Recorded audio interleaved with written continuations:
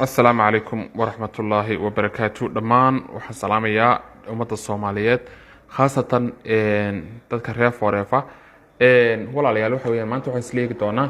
kilib yaro kooban oo ku duubayo alaabaha kabaniga qayb kamid ah waxaan isla ognahay alaabta kabaniga in saddex nooc kala baxdo qayb qurxinta alaabta kabaniga forefa sheegaya qayb qurxinta maqaarka qayb miisaan dhimista iyo qayb dawooyin herbal ah saddexdaa iyadoo kala baxda waxaan isleegi doonaa qaybta qurxinta maqaarka khaasatan saabuunta iyo shaambooga iyo conditionka iyo sprayga wanafaqaynta timaha iyo wajiga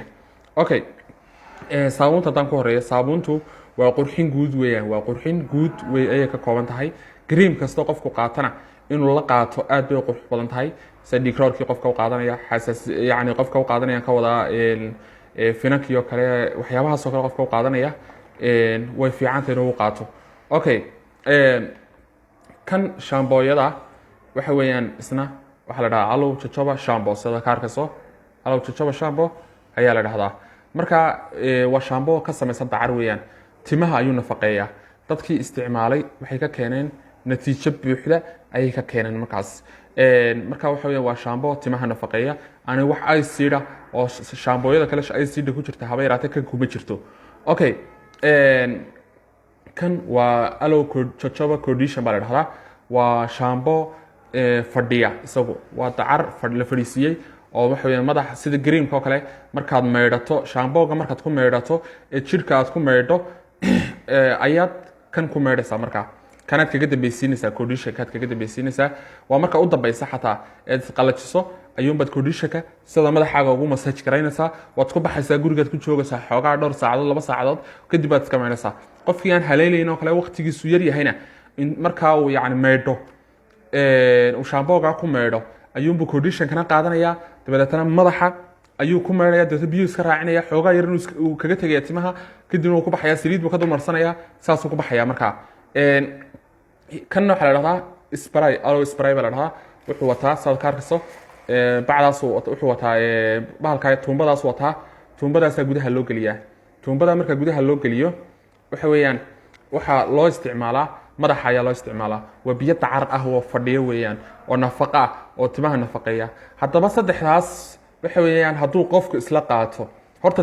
alaabtani bidaarta waxba kama qabato taan aan u sheego dadka dhammaan dadka Soomaaliyeed bidaarta yani caadi u talaax tagtay bidaar noqotay haba yaraatay wax kama qabanayo laakiin waxaan hubaa anigu timaha jajabaya kuwa daadanaya kuwa midabka ka guuray kuwa durkaya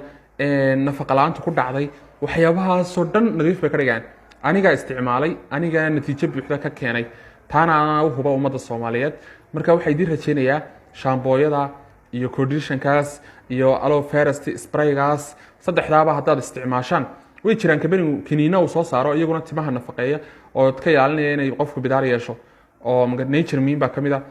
waxyaabo royal chili baa kamid ah alaabtaas oo dhan baa kamid ah saa darteed alaabta kabaniga horta ma kala dhacdo laakiin maanta waxaan kusoo koobayaa intaasaan kusoo koobaya insha Allah aad baad mahadsantihiin soo dhawaada baan idin leeyahay qiimayaashooda ayaan mid walba dul istaagi doonaa alaabtani maadaama tahay alaab natural ah oo dabiiciya oo wax weeyaan Mareykanka laga keenay oo original ah waxyaabo chemical ku dhan laga ilaaliyay saabuunta waxa la siiyaa qiimaheeda $8 baa la siiyaa waa 142 gram baad arkaysaa shaambooga sidoo kale waxa weeyaan $20 weeye kan waa la mid sidoo kale waa 20 kan waxa weeyaan spraygu waa 25